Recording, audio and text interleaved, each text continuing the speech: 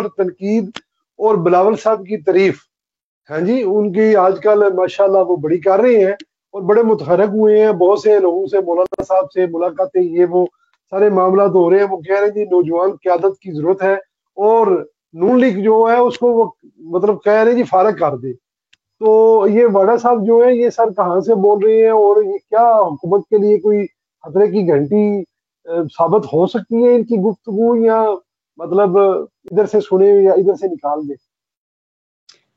भाई साहब, आजकल जो है फैसल वारडा का जमाना या मोहसिन नकवी का दौर है।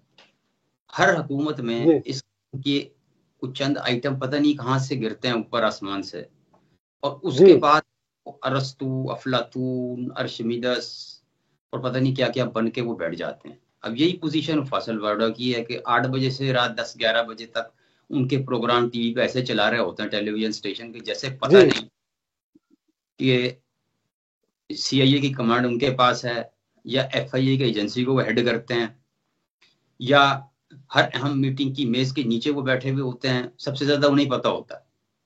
जी हाँ जी, और मुस्तनद है मेरा फरमाया हुआ। उनकी रौनक देख के तो हमें हैरानी होती है कि यार, कल तक इनको कोई जानता नहीं था। ये मेरे जैसे आदमी के सामने कौंसलर का इलेक्शन लड़ने अपने पसंदीदा हल्के से, तो मेरा नहीं ख्याल जीत सकते।